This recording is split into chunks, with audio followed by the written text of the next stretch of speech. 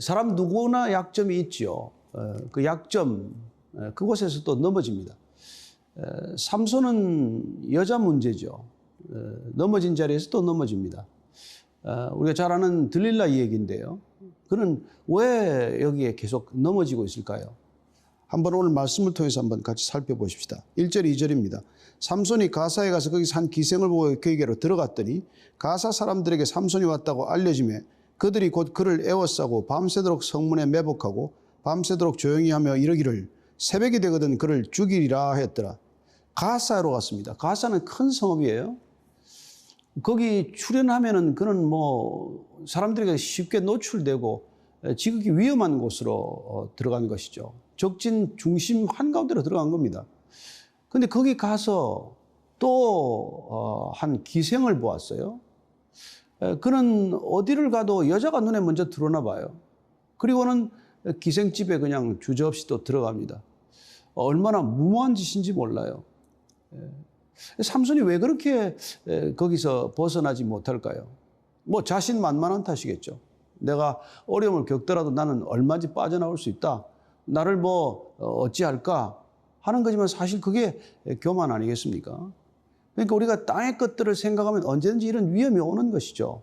정욕에 끌리면, 욕심을 어쩌지 못하면, 탐욕을 어쩌지 못하면 누구나 이런 곳에서 계속 넘어지게 되어 있는 것이죠. 로마서 7장 23절 말씀입니다. 같이 읽습니다.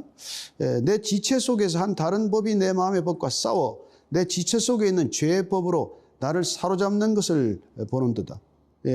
마음속에는 우리는 이런 우리를 유혹하는 것, 나를 사로잡아가는 것들이 있다는 겁니다.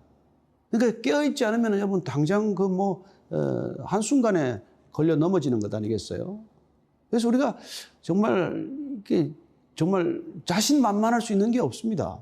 내가 신앙이 오래되었기 때문에, 내가 믿음이 몇 대째이기 때문에 그런다고 넘어지지 않는 것 아니지 않습니까?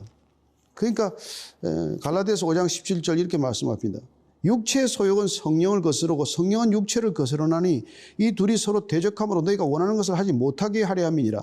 우리 마음대로 안 되는 게 법입니다. 그게 복이에요.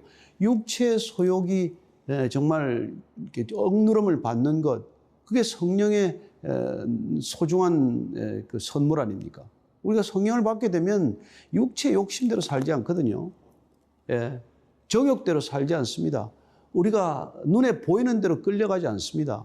마음 내키는 대로 살지 않습니다. 그게 복이죠. 그래서 어떤 사람은 자기 불치병을 가지고도 복되다고 말하는 사람이 있어요. 왜요? 자기가 병 아니었으면 자기 욕심대로 살 걸 자기가 잘 안다는 거죠. 자기가 건강하면 오히려 얼마나 더 많은 실수를 하고 더 많은 죄를 지을지 자기 자신이 뻔히 알기 때문에 그 병이 자기에게는 복이라고 말하는 것입니다. 그러나 우리에게는 성령님 오시면은 우리 육체의 소욕을 거스를 수 있는 힘과 능력이 되신다는 거예요. 그러니까 성령의 사람이 되는 것보다 복이 있습니까? 이 세상에 어떤 복보다도 큰 복이, 정말 바꿀 수 없는 복이 성령의 사람이 되는 것, 하나님의 사람이 되는 것, 날마다 성령 충만한 것, 그게 복 중에 복입니다. 복 중에 복이 단복이 아니에요. 그래서 갈라디아서 6장 8절 말씀입니다. 시작. 자기의 육체를 위하여 심는 자는 육체로부터 썩어질 것을 거두고 성령을 위하여 심는 자는 성령으로부터 영생을 거두리라. 우리가 육체를 위하여 심어봐야 거두는 게 뭡니까? 교만이죠. 정욕이죠. 탐욕이죠. 거기 맨날 걸려 넘어지니까 그 끝은 죽음입니다. 그러나 성령으로 거두는 건 뭐예요? 사랑과 희락과 화평과 이런 모든 관계의 복, 절제함으로써 얻을 수 있는 그런 놀라운 평강, 그런 복 아닙니까? 그의 끝은 영생이라고 말씀해주고 계시지 않습니까? 참 안타깝게도 우리 삼손은 잘 나가다가 걸려 또 넘어지고 또 걸려 넘어지고 그렇게 자꾸 넘어지는 것을 보게 돼요. 로마서 8장 13절 말씀 한 절 더 읽겠습니다. 시작. 너희가 육신대로 살면 반드시 죽을 것이로되 영으로서 몸의 행실을 죽이면 산다. 여러분 이 지금 말씀대로 아닙니까? 육신대로 살면 반드시 죽는다는 거예요. 그 끝이 죽음이니까. 그러나 영으로서 육신의 행실을 죽이면 그러면 산다는 겁니다. 그러면 여러분 우리가 신앙생활이 뭐예요? 죽는 길, 사는 길, 갈림길에서 사는 길 택하는 것 아닙니까? 날마다 죽고 사는 길에 갈림길에 서 있다가 우리가 정말 사는 길을 택할 수 있는 것은 내 힘이 아니고 정말 은혜로 주신 우리 정말 영적인 성령의 능력으로 우리는 삶의 길, 영생의 길을 가게 되는 것이죠. 참 대단한 복이 아닐 수가 없습니다. 그래서 우리가 베드로전서 2장 11절을 보면은 다시 한번 더 읽습니다. 사랑하는 자들아 고류민과 나그네 같은 너희를 권하노니 영혼을 거슬러 싸우는 육체의 정욕을 제어하라. 우리 신앙인들의 정체성은 뭡니까? 거류민이라는 거예요. 비자 받고 잠깐 왔다 가는 겁니다. 나그네예요. 여행객입니다. 우리 여기서 정주하는 영원히 사는 사람들 아닙니다. 그런 사람들이 뭘 어떻게 해야 되냐? 절대로 육체의 정욕을 컨트롤하라는 거예요. 육체의 정욕, 뭐 욕심 다 마찬가지죠. 이런 것들을 제어하지 못하면, 절제하지 못하면 우리는 이 땅에 잠시 살다가는 이 나그네의 길, 이 거류민의 삶, 그게 온전히 몰락의 삶이 되고 마는 것이죠. 3절 말씀입니다. 삼손이 밤중까지 누워있다가 그 밤중에 일어나 성 문짝들과 두 문설주와 문 빗장을 빼어가지고 그것을 모두 어깨에 메고 헤브론 앞산 꼭대기로 가니라. 그가 밤중까지 누워있다가 뭐 이렇게 무슨 일인지 그래도 새벽까지 안 자고 일어났던 모양이에요. 뭐 주님이 깨우셨든지 무슨 일이 있었겠죠. 밤 새벽까지 골아 떨어졌다면 그는 그냥 죽는 거예요. 그러나 어쨌건 그는 밤중에 깨어나서 성문짝, 문설주, 문빗장 이걸 어떻게 다 지고 갑니까? 참 역사는 역사네요. 정말 대단한 힘이죠. 이걸 짊어지고 헤브론 앞산 꼭대기로 갔습니다. 아마 그 방에 숨어 있던 사람들인가요? 삼손을 체포하러 온 사람들은 정말 닥쳤던 개 신세가 된 것이죠. 근데 어째서 이런 일이 일어납니까? 하나님이 지켜주시기로, 보호하시기로 하면 이런 일이 여러분 일어납니다. 정말 놀라운 일이 일어나는 것이죠. 아니, 뭐, 우리가 잘 알다시피, 다윗 잡으러, 얼마나 사울이 애를 썼습니까? 10수년 쫓아다니지 않았어요? 뭐, 손안에 도가니든 쥐처럼 잡으려고 했지만 잡힙니까? 결국 누가 먼저 죽어요? 사울이 먼저 죽죠. 여러분, 하만은 자기 이제 다 유대 백성들 다 진멸시키기로 작전이 다 끝났어요. 이제 모르드게 달아 죽이기로 집에 장대에 썼습니다. 그러나 그게 됩니까, 뜻대로? 안 되잖아요. 그리고는 모르드게 달아 죽이겠다고 한 장대에 자기가 목이 달려 죽지 않습니까? 참, 신약에 보면 베드로는 쉽게 죽습니까? 베드로는 나중에 순교합니다. 그러나 하나님이 지켜주시는 동안, 쓰시는 동안 못 죽입니다. 헤로드 아그리빠가 죽이려고 야고보 이후에 또 사람들이 박수 치니까 베드로도 이제 죽이려고 감옥에 넣었죠. 여러분, 밤중에 옥문이 열리고 베드로는 슬그머니 사라져요.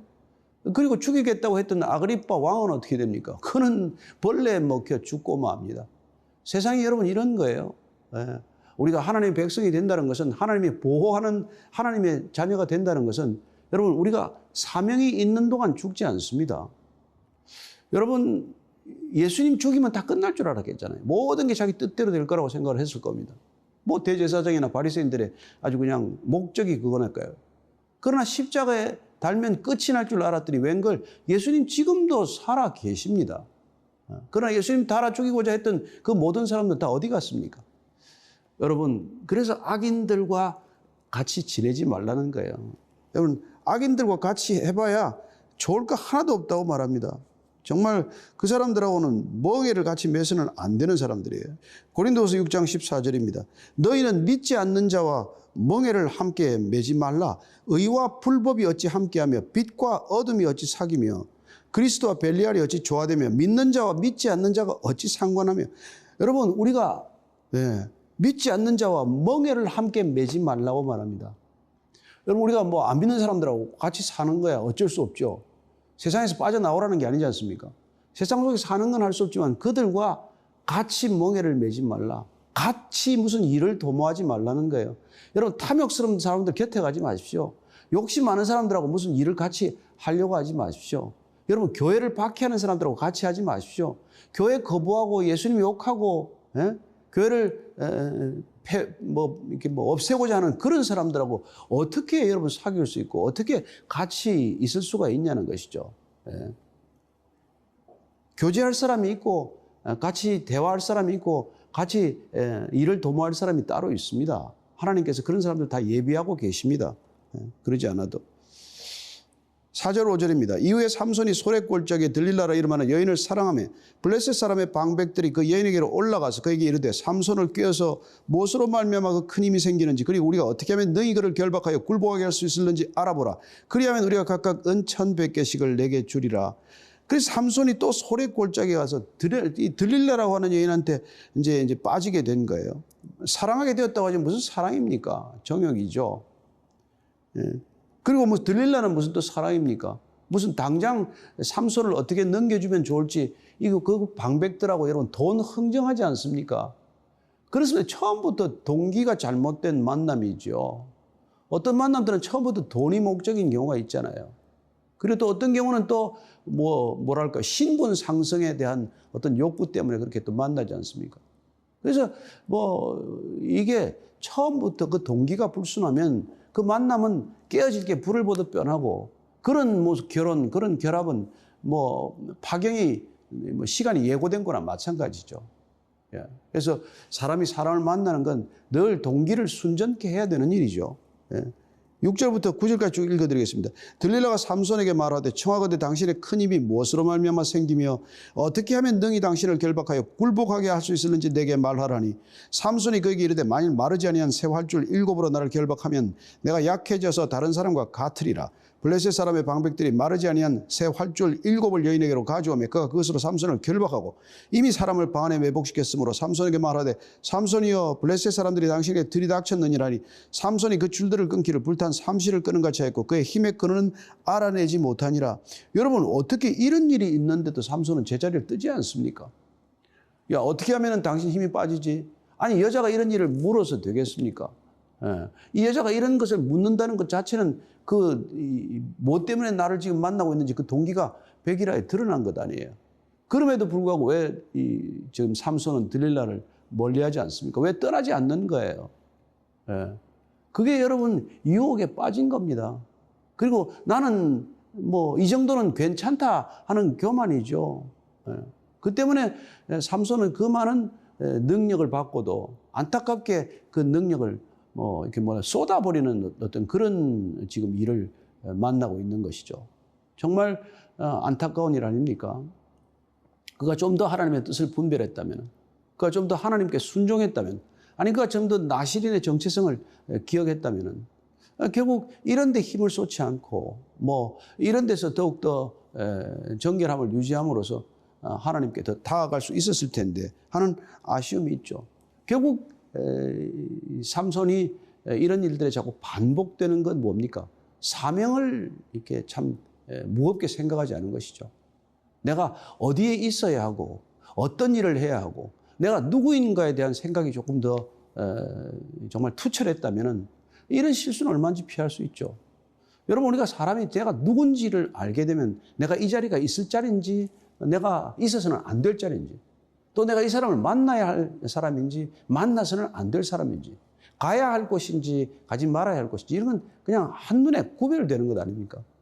그래서 그렇게 성령 충만하면 그러니까 분별력이 생기는 것이죠. 그러나 교만하면 어리석어집니다. 내가 나 혼자서 이런 것들은 얼마든지 해결할 수 있는데 그렇게 되면 점점 자기의 정욕에 대해서 약해지고 마는 것이죠. 10절 12절입니다. 들릴라가 삼손에게 이르되 보라 당신이 나를 희롱하여 내게 거짓말을 하였도다. 청하건대 무엇으로 당신을 결박할 수 있을는지 이제는 내게 말하라니 삼손이 그에게 이르되 만일 쓰지 아니한 새 밧줄들로 나를 결박하면 내가 약해져서 다른 사람과 같으리라 하니라. 들릴라가 새 밧줄들을 가져다가 그것들로 그를 결박하고 그에게 이르되 삼손이여 블레셋 사람이 당신에게 들이닥쳤느니라니 삼손이 팔 위에 줄 끊기를 실을 끄는 같이 하였고 그때도 사람이 방 안에 매복하였더라. 참 이게 두 번, 세 번 반복되는 걸 보면 참 어이가 없습니다. 이제 새 활줄로도 안 되고 새 밧줄로도 안 돼요. 들릴라는 집요하게 좌우지간 아니 돈이 오락가락 하는데 그러지 않겠습니까? 네. 13절 이하가 이제 그 얘기예요. 들릴라가 삼손에게 이르되 당신이 이때까지 나를 희롱하여 내게 거짓말을 하였도다. 내가 무엇으로 당신을 결박할 수 있었는지 내게 말하라니 삼손이 그에게 이르되 그대가 만일 나의 머리털 7가닥을 배틀의 날실에 섞어 짜면 되리라 하는지라. 들릴라가 바디로 그 머리털을 단단히 짜고 그에게 이르되 삼손이여 블레셋 사람들이 당신에게 들이닥쳤느니라니 삼손이 잠을 깨어 배틀의 바디와 날실을 다 빼내니라. 자, 반복되는 이건 뭡니까? 그 삼손이 처음에 여러분 기억나시죠? 첫 여인이 누굽니까? 딥나에 있는 한 여인 아니었습니까? 그 여인 때문에 무슨 일이 일어났습니까? 결국 자기가 수수께끼 냈다가 그 수수께끼 때문에 에스클론에 가서 사람을 30명이나 쳐 죽여야 되고 또 그 여인은 어떻게 됐습니까? 결국 불에 타 죽지 않았어요. 자기가 그 여인에게 비밀을 그냥 흘리는 바람에 그런 어리석고 엄청난 일을 겪었음에도 불구하고 그는 왜 또 이런 들릴라와 이런 일을 하고 있는 거예요? 예, 실수를 정말 무겁게 생각하고 실수해서 배우지 않은 탓입니다. 누구나 실수할 수 있어요. 누구나 실패할 수 있습니다. 우리가 흔히 아는 발명왕, 에디슨 이런 사람 얼마나 많은 실수를 했어요. 여러분 농구의 신이라고 하는 마이클 조던은 자기가 수없이 많은 패배를 한 것이 성공의 근원이라고 말하지 않습니까? 수많은 사람들이 그렇게 고백을 해요. 실패 두렵지 않습니다. 실수 무섭지 않습니다. 문제는 그걸 같은 걸 반복하는 거예요. 그래서 여러분 그건 교만이에요. 게으름이에요.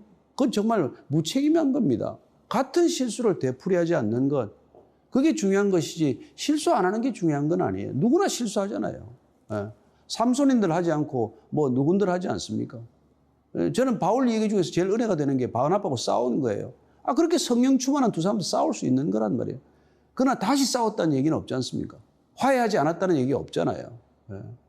따라서 우리는 실수나 실패가 두려운 것이 아니라 그 실수나 실패로부터 배우지 못하는 것이 두려울 따름이라는 것입니다. 15절 16절이에요. 들릴라가 삼손에게 이르되 당신의 마음이 내게 있지 않으면서 당신이 어찌 나를 사랑한다느냐. 당신이 이로써 3번이나 나를 희롱하고 당신의 큰 힘이 무엇으로 말미암아 생기는지를 내게 말하지 아니하였도다며 날마다 그 말로 그를 재촉하여 조름해 삼손의 마음이 번뇌하여 죽을 지경이라. 번뇌하여 죽을 지경이라. 아니 죽을 지경이면 그만두면 되지 왜 죽을 지경인데 그러고 있습니까? 여러분 이게 우리가 세상 살아가는 모습이에요. 여러분 직장 사표 내기 쉽습니까? 술자석에 가면 죽을 지경 아닙니까? 술 안 먹겠다고 버티면 죽을 지경 아니에요? 가만 내버려 둡니까? 한 잔만 먹어라. 한 잔 먹으면 내버려 둡니까? 여러분 공직사회 가서 뇌물 안 받기가 쉬운 줄 아십니까? 집요하게 가져오지 않아요? 예? 끝까지 가져오지 않습니까? 폭력사회에 여러분 너 저 사람 가서 손 한번 봐라. 저 사람 한번 없애버려라. 그 명령 거절할 수 있습니까? 예? 집요하게 명령하지 않습니까? 번뇌하여 죽을 지경이 될 때까지 몰아붙인단 말이에요. 그 배후에 누가 있기 때문에 그렇습니까? 사단 마귀가 있기 때문에 그렇죠. 포기하지 않습니다. 예, 얼마나 집요한지 모릅니다. 끝까지 공격합니다. 여러분 세상이 교회를 공격하는 거 보십시오. 예. 교회를 언제부터 시작된 공격입니까? 초대교회부터 지금까지 교회가 박해받지 않거나 핍박받지 않은 적이 있습니까? 안팎으로. 예. 헛된 교리를 가지고 헛된 생각들을 가지고 정권과 권력이나 무슨 이런 것들을 가지고 돈이나 무슨 이런 것들을 가지고 예. 교회는 처음부터 지금까지 그런 박해를 받아오지 않습니까? 정말 죽을 지경이 될 때까지 이런 일을 겪을 수밖에 없다는 거예요. 그러면 어떻게 해야 됩니까? 이런 일이 겪는 그러면 가만히 있어야 됩니까? 아니면 어떻게 하라는 얘기입니까? 그래서 히브리서 말씀은 우리에게 이런 시대를 살아가면서 이런 세상을 살면서 어떻게 해야 될지를 이렇게 말씀해 주고 계십니다. 4장 15절 16절입니다. 우리에게 있는 대제사장은 우리의 연약함을 동정하지 못하실 리가 아니요 모든 일에 우리와 똑같이 시험을 받으시니로되 죄는 없으시니라. 그러므로 우리는 긍휼하심을 받고 때를 따라 돕는 은혜를 얻기 위하여 은혜의 보좌 앞에 담대히 나아갈 것이라. 나는 집니다. 그러나 예수님이 이기십니다. 나는 못 견딥니다. 그런데 내 안에 계신 성령님은 견디십니다. 그래서 은혜의 보좌 앞에 담대히 나아가라는 거예요. 우리 힘으로 어떻게 세상을 이깁니까? 삼손도 못 이기잖아요. 누가 이깁니까? 그러나 세상을 이기신 분, 세상보다 크신 분이 우리 안에 계시면 우리는 두렵지 않다는 것입니다. 유혹을 이기는 건 사실은 두려움에서 벗어나는 겁니다. 왜 유혹에 빠집니까? 두려워서 빠지는 것이죠. 17절입니다. 삼손이 진심을 드러내어 그에게 이르되 내 머리 위에는 삭도를 대지 아니하였나니 이는 내가 모태에서부터 하나님의 나실인이었음이라. 만일 내 머리가 밀리면 내 힘이 내게서 떠나고 나는 약해서 다른 사람과 같으리라 하니라. 드디어 비밀을 털어놓고 말았습니다. 하나님께서 택하셔서 나실인으로 세우셨지만 그 나실인과 상관없이 사는 존재가 되고 말았습니다. 그는 처음부터 지금까지 나실인다운 행동을 보여주지 못했습니다. 그러나 하나님께서 쓰고 계십니다. 왜? 구원을 위해서 택하신 사람이기 때문에 그런 것이죠. 하나님은 우리의 약점에도 불구하고 우리도 그렇게 쓰고 계십니다. 우리가 약점이 없어 쓰는 것도 아니고 우리가 무슨 완벽해서 쓰는 것 아니지 않습니까? 하나님께 붙들리면 우리가 하나님께서 쓰임받기를 갈망하면 하나님은 우리를 쓰실 것입니다. 그러나 삼손이 조금 더 하나님 뜻을 분별하고 조금 더 정욕을 절제하고 그가 했다면 하나님이 쓰시기가 좀 더 훨씬 수월하지 않았겠습니까? 우리도 마찬가지입니다. 순종적이면 하나님이 쓰기가 훨씬 수월할 거예요. 계속 버티고 또 한 번 하면은 못 알아듣고 두 번, 세 번 말할 때까지 그냥 계속 넘어지고 하면 하나님께서 버리지는 않으시겠죠. 택한 백성, 구원한 사람 버리지는 않겠지만 그러나 얼마나 우리 피곤하고 우리 주변의 사람 힘들고 하나님 성가시게 하는 겁니까? 정말 하나님께서 우리를 부르실 때 정말 한마디로 알아듣고 한마디로 순종하는 자가 되기를 축원합니다. 어떻게 해야 됩니까? 시편은 굉장히 큰 도움을 주는 말씀이에요. 시편 1장 1절, 1편 1절 2절입니다. 시작. 복 있는 사람은 악인들의 꾀를 따르지 아니하며 죄인들의 길에 서지 아니하며 오만한 자들의 자리에 앉지 아니하고 오직 여호와의 율법을 즐거워하여 그의 율법을 주야로 묵상하는 자로다. 그렇습니다. 우리가 이 시편 말씀을 다시 기억해야 합니다. 암송하고 있어야 합니다. 우리가 정말 유혹이 있을 때마다 정말 우리를 꾀일 때마다 악인들의 꾀를 따르지 않는 것이죠. 죄인의 길이 아무리 편해 보여도 그 길에 서지 않는 겁니다. 그 길 가지 않는 거예요. 그 자리가 아무리 좋아 보여도 교만한 자리, 나를 오만케 하는 자리라면 그 자리에 앉지 말아야 합니다. 그러기 위해서는 뭐가 필요하다고요? 주야로 말씀을 묵상하는 것이 복이라고 말합니다. 그렇습니다. 그분이 우리 안에 거하는 방식이 말씀으로 오신 것 아닙니까? 말씀이 육신이 되신 주님이 우리 안에 다시 말씀이 기억나도록 성령님 보내주시지 않았습니까? 그렇습니다. 우리가 삼손 얘기를 읽어가면서 애가 타는 까닭은 그가 구원을 위하여 부름받은 백성으로서 때로는 이렇게 연약한 모습 그리고 연약한 자리에서 넘어지는 모습을 보여주기 때문이죠. 우리를 바라보는 세상의 관점도 비슷할 것입니다. 또 우리를 보는 믿음의 선진들도 우리를 안타깝게 볼지 모르죠. 저는 오늘 이 자리에서 다시 한번 결단하기를 바랍니다. 내가 있어야 할 자리, 내가 가지 말아야 할 자리 분별하게 하옵소서. 그리고 끝까지 우리가 넘어진 곳에서 넘어지지 않게 하옵소서. 교회는 어떻습니까? 주님, 우리 교회는 넘어지는 곳이 없습니까? 우리 교회는 세상에 손가락질 받을 만한 일에 자유롭습니까? 이런 것들을 한 번 더 깊이 생각해 보는 주일이 되기를 축복합니다.